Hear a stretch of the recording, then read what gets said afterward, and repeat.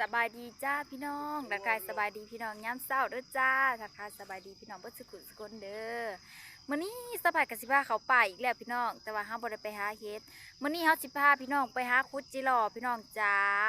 เมื่อวานว่าสิไปแต่เมื่อวานนี่มันหักค่ำบ่มีไผพาไปก็เลยจะไปยามมื้อเช้าพี่น้องตอนนี้ก็ถือเสียมเฮาสิเอาเข้าไปทางนาเฮาแล้วเฮาก็สิเลาะเมื่อเฮือนบ่เลยพี่น้องเมื่อบ้านปะเฮาจะบรรลุน้ำกันพี่น้องว่าจะได้จักโตพี่น้องจ้ามื้อนี้เฮาจะมาแข่งกันพี่น้องมา3 คนแล้วก็ต้องแข่งต้องโห่ไผสิได้จักโตไผสิเอาหยังน้องพาสิเอาของหรือสิเอาอันแย่งเขาบ่เอาเจ้าดอกของน้อยเจ้าน่ะเอาของใหญ่เลยสิเอาบ่แย่งก็สิเอากระตาถือน้ำ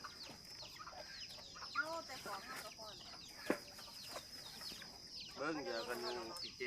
จับเอาเด้อจับคนละอันเราจะพายกระตาได้เฮานะเราขาดน้ำก็ได้เฮานั่น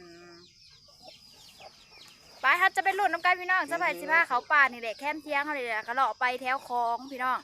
เลาะไปแถวคลองแล้วก็เมื่อทั้งเฮือนเขาเลยพี่น้องจ้ะไปเขาไปลุ่นน้ำกันว่าเขาสิได้ยังแหนมเพ้อดวงดีอาจจะได้เฮ็ดวุ้ยฮะมันใกล้ดอดไฟเด้มันมาตอมหลอดไฟไปพี่น้องไปครับไปลุ้นน้ำกันจ้าไปกันเลยลุยพี่น้องนี่พี่น้องเจอแล้วควายหนึ่งมาเราจะเริ่มคุดกันเลยนี่มันเป็นวันพี่น้องบ่มีตากล่องเดี๋ยวจะคุดให้เบิ่งพี่น้องว่ามันโตเป็นโตจังไดพี่น้องสะพายคุดกิโลเห็นหน้าไหมเห็นหน้าก็ไหม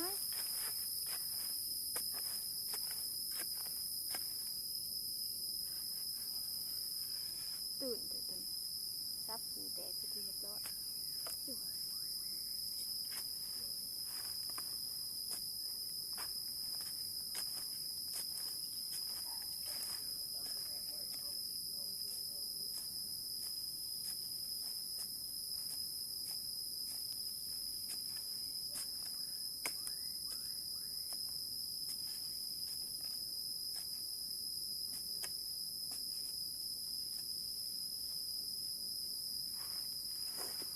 พี่น้อง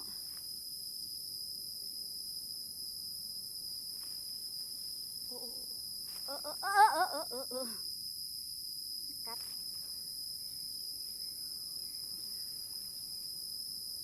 ใหญ่เติบพี่น้องไปลุ่นควายต่อไปจ้าพี่น้องเบิ่งตัวนี้เบิ่งเสื้อผ้าสีเอาขึ้นมาให้เบิ่งขึ้นมาปาด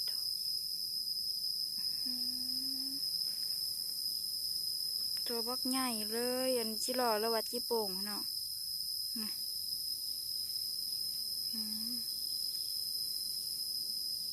ก็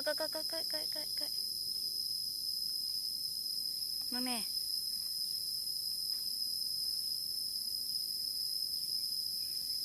ตัวใหญ่แล้วจ้าบรรยากาศรอบๆอยู่ในป่าพี่น้องมีแต่เสียงแมงจิริจีนายห้องพี่น้องแมงอีแมงใหญ่ห้องจิรีนี่เราก็จะมาใส่อันนี้เราก็จะมาใส่ลงไปเลยโอ้ลงไป ไปพี่น้องไปหาต่อโอ้ยห่วยโอ้ตัวนี้ตัวใหญ่อยากไปเบิ่งจิหล่ออยู่โค้งย่างไว้เนาะจักหน่อยย่างไปแล้วก็ยันมามันเมื่อน้ำมันก็ย่างกลับคืนมาเพียงคือเก่าแนมมันได้ตัวมันเราคือว่าได้ตัวใหญ่ละหมอวะมีแต่ตัวใหญ่เลยในนี่นะในเฉพาะในนี่นะนี่ตัวใหญ่ว่าอลีจะเบิ่งของเขาเด็กขี่มันเอาแปดจะเบิ่งมันถีไปหนูไล่ตาไปเบิ่งบัดเดียวทองมันพี่น้องเนี่ยทองมันอะไอ้ลุยเอาออกมาผิดโอ้ยก็ใครก็ได้ลายเลยลายสะบอนี่นะเป็นดองแดงถ้ากับเขามาพี่น้องก็ให้ยังดองแดงคักแล้ว ได้อยู่10 กว่าตัว เนี่ยตัว มัน นี้ เจ้าตัวนี้หน่อยของเฮาตัวทอ เนี่ยตัวนี้นะ จิงหรีดนี่แห เล ละ ยว่าตัวบักใหญ่หนึ่งอยากให้เบิ่งก็คือใส่ได้เป็นขนุนตัวหนึ่งเบิ่งพูดเอาก่อนมันมี2 คน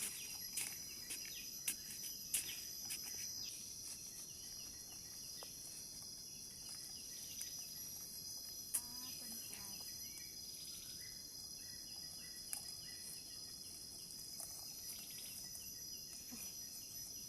เชื่อมาตัวใหญ่ ขวดไปช่างอีเขาเขาขวดเอาบ่แห้ง คนนอน ขวดนอนมันอ่ะ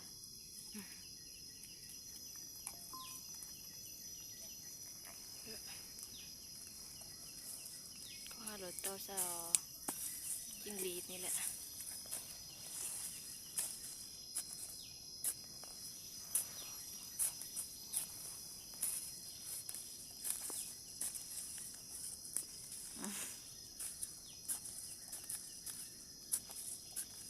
จะไปขวดท้าหน่อยไหมมาหาในอัน น้เนี่ยขุบอันนี้แย่มนกับบ่อึดเลยลูกมันกับบ่อึดเด้มาญาติอันนี้แย่งนั่น เอาแยงเจ้าขาเลยพ่อ ใช่ เอาดิ มองไร เดี๋ยว อ้าวสิบ่ออกเป็นโตบ่เห็นดอก อ๋อมันเห็นแต่แล้วมันหักออกว่าได้ เมื่อกี้เนี่ยมันหมุดออกมามันเพิ่นเห็นพี่ช่างได้ห้างติงดอกแดกดอกแดกลูก โตยังหลวน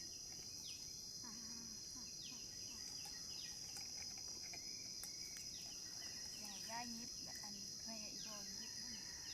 เจ้าก็มันกัดเนาะ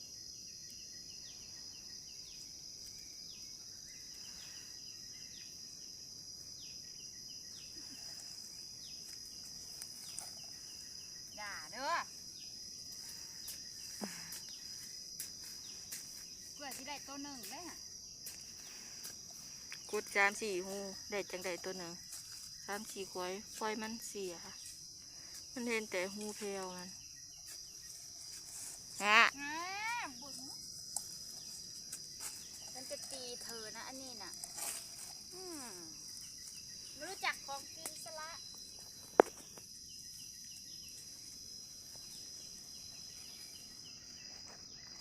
พี่น้อง เราเจ็บท้อง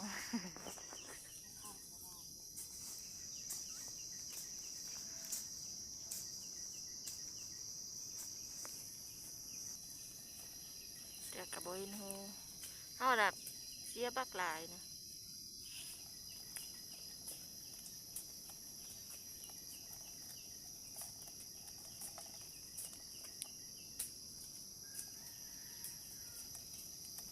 แล้ว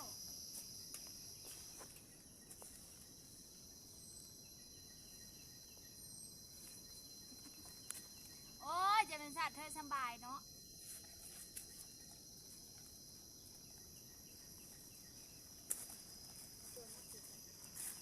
เว็บ ปลาตัวอ้วนจังเลย ตัวตุ๊กปุ๊กน่ะเหมือนน้องฟ้าเลย แต่ตัวเขาได้มีแต่ตัวท้อพี่จังนี่แหละ อ้าวเสียง เข้มข่อยให้จิหล่อน้ำอึดพี่น้อง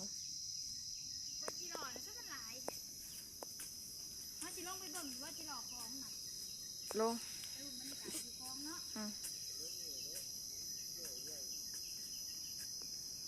ลองคล้องแล้วก็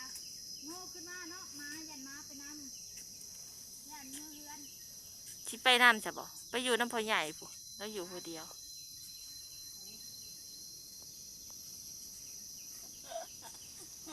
โอ้ยต้นเตียนนะ โอ้ยไปจะรุ่นกันต่อไปโอ้ยมาสรุปผลงานพี่น้องน้องฟ้าดันลักเมื่อก่อนแหละพี่น้องจ้า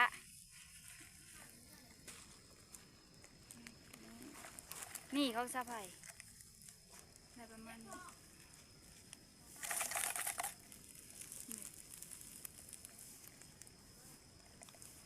นี่ได้ประมาณนี้แหละจ้ะพี่น้องจ้า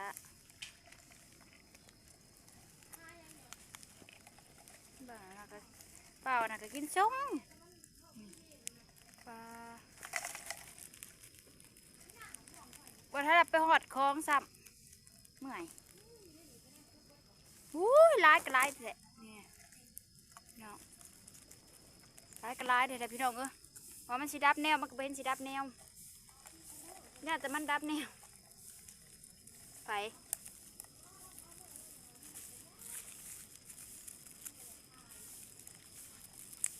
อยากเบิ่งตัวนี้ดิอืมตัวนี้นักคึกพี่น้องเห็นบ่ลูกตัวยังนี่หมูเด็กฮะหมูเด็กเอ้ยชาวหมูเด็กนี่สรุปผลงานก็ได้ประมาณนี้แหละจ้ะพี่น้องจ้าเหนื่อยมากเลยออกมาแล้วก็เพาะกับเมื่อปลาแหละนี่บรรยากาศรอบๆเขาก็เริ่มเคี้ยวเบิ่แล้วพี่น้องจ้าเอาละจ้ะพี่น้องสบายก็สิได้จบคลิปแบบเพียงเท่านี้ก่อนเด้อฝากกดไลค์กดแชร์กดติดตามเพื่อเป็นกำลังใจให้น้องหลาเฮ็ดคลิปต่อไปนี้เด้อพี่น้องเด้อพอกันมาคลิปหน้าจ้าบ๊ายบายฝากติดตามด้วยเด้อพี่น้องเด้ออย่ากดคำโฆษณาเลยพี่น้อง